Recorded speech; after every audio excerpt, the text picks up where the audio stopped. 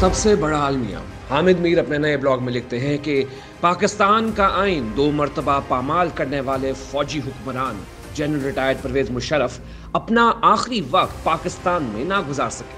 7 فروری کو کراچی میں ان کی اعلیٰ فوجی اعزاز کے ساتھ تدفین ہمیں بہت کچھ سوچنے اور سمجھنے کا موقع دے رہی ہے۔ اس تدفین میں پہلا سبق تو یہ ہے کہ جرنیل ہمیشہ جرنیل کے ساتھ کھڑا ہوتا ہے، خواہ عدالت نے اسے غدار ہی کیوں نہ قرار دیا ہو۔ سیاستدان اکثر اوقات سیاستدان کے ساتھ کھڑا نہیں ہوتا، اس لیے پاکستان میں فوج کو پارلیمان سے زیادہ مضبوط ادارہ سمجھا جاتا ہے۔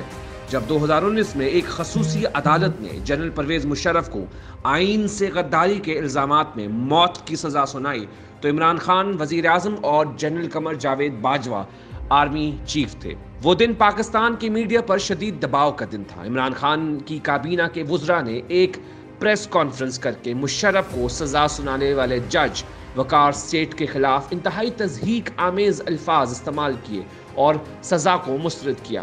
وہ مشرف جس نے 2007 میں ایمرجنسی لگا کر سپریم کورٹ اور ہائی کورٹ کے ججوں کو گھروں پر قید کر دیا تھا، اسی مشرف کو پاکستان کی عدلیہ سے ریلیف مل گیا۔ آئین شکنی کی سزا سنانے والے جج کے پیچھے نہ پارلیمان کھڑی ہوئی نہ عدلیہ کھڑی ہوئی۔ مشرف کی تدفین میں MQM پاکستان کی قیادت کی شرکت قابل فہم ہے، کیونکہ یہ جماعت طویل عرصے تک مشرف حکومت میں شامل رہی۔ اس تدفین میں تحریک انصاف کے فواد چودھری اور عمران اسماعیل سمیت دیگر کئی رہنما کی شرکت بڑی قابل غور ہے۔ میں 12 مئی 2007 کا دن نہیں بھول سکتا۔ اس دن کراچی میں MQM والے مشرف حکومت کے خلاف سڑکوں پر نکلنے والوں کو گولیاں مار رہے تھے اور عمران خان اسلام آباد میں جیو نیوز کی لائیو ٹرانسمیشن میں میرے سامنے بیٹھ کر مشرف کو ایک دہشت گرد قرار دے رہے تھے۔ اس دن خان صاحب نے جیو کے ذریعے بہت مقبولیت حاصل کی، لیکن اس مقبولیت کی قیمت میں نے اور جیو نے پابندیوں کی صورت میں ادا کی۔ کچھ نادان آج مشرف کو آزاد میڈیا کا بانی قرار دیتے ہیں۔ یہ دعویٰ ایک ڈھکوسلا ہے۔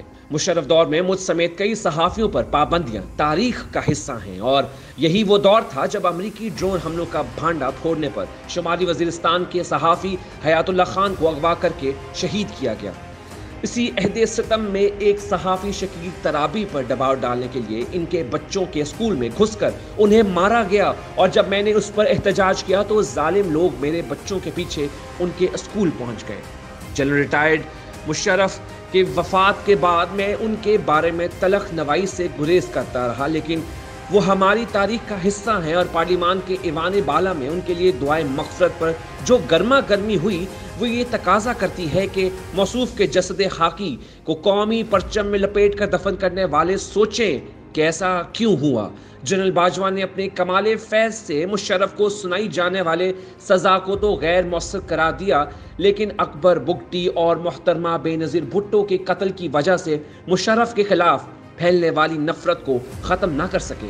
میری مشرف سے کوئی ذاتی دشمنی نہیں تھی، میں ان چند صحافیوں میں شامل تھا جنہیں موصوف نے جنوری 1999 میں کارگل آپریشن کے بارے میں بریف کیا اور صرف 3 دن میں کشمیر کو آزاد کرانے کا عزم ظاہر کیا۔ بعد ازاں یہ کارگل آپریشن کشمیر کی تحریک آزادی پر دہشت گردی کا لیبل لگانے کا باعث بنا، اور پھر 12 اکتوبر 1999 کی فوجی بغاوت کا باعث بھی بنا۔ میرا اختلاف اس وقت شروع ہوا جب میں نے ہائی جیکنگ کیس میں نواز شریف کو سزائے موت دینے کی مخالفت کی۔ نواب اکبر بگٹی ابھی حیات تھے اور مجھے ان کے خلاف آپریشن کی لائیو کوریج کے منصوبے کا حصہ بنانے کی کوشش کی گئی۔ انکار کے بعد سنگین نتائج سے بچنے کے لیے مجھے کچھ دنوں کے لیے بیرون ملک جانا پڑا۔ مشرف کے ایک قریبی ساتھی جو آج کل تحریک انصاف میں ہیں، انہوں نے مجھے بتا دیا کہ اس نے کچھ صحافیوں کو خریدنے کا حکم دیا ہے اور تم بھی ان میں شامل ہو۔ دوسروں کا تو پتہ نہیں، لیکن مجھے جسٹس افتخار چودھری کے خلاف صرف ایک پروگرام کرنے کے 15 کروڑ روپے کی پیشکش کی گئی۔ جب معذرت کی تو کہا گیا کہ ہمیں گولی مارنے کی ضرورت نہیں پڑے گی، ایک ٹریفک حادثہ کافی ہوگا۔ مشرف کو کشمیری لیڈر سید علی گیلانی اور ڈاکٹر عبدالقدیر خان کے ساتھ میرے تعلقات بہت برے لگتے تھے۔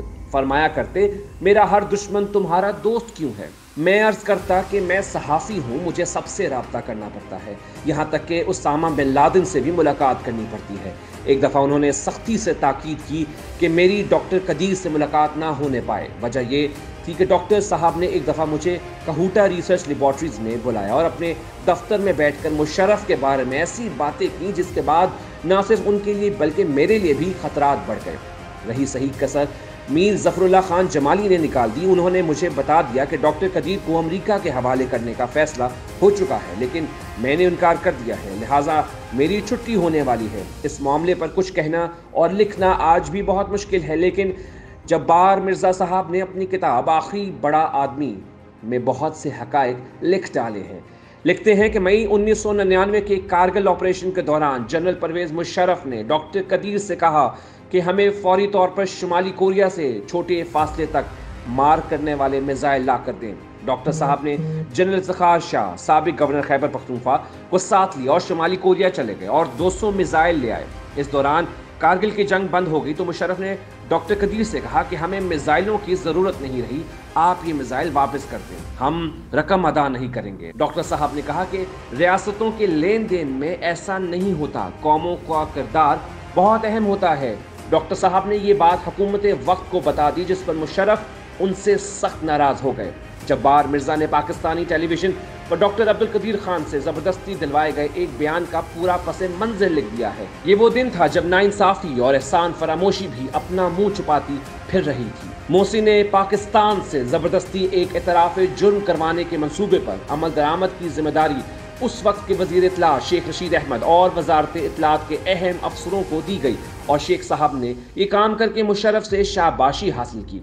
पाकिस्तान का सबसे बड़ा अलमिया ये है कि उस मुल्क को एटमी ताकत बनाने वाला साइंसदान विलन बना दिया गया और 2 दफ़ा आइन तोड़ने वाला जर्नैल आज भी जनरल बाजवा का हीरो है। इस अलमिया के पीछे वो नफरतें अंगड़ाइयाँ लेती नजर आती हैं जो रियासत और अवाम में फासले बढ़ा रही हैं। मुशर्रफ ने अपनी किताब in the line of fire में पाकिस्तान के आइन को नाकिस करार दिया और कहा कि नया आइन तो बन सकता है, नया मुल्क नहीं बन सकता, इसलिए मुल्क बचाया जाए। मुशर्रफ साहब चले गए, लेकिन उनकी ये सोच आज भी जिंदा है। हालांकि सच ये है कि मुल्क की बका आइन की बालादस्ती से मशरूत है।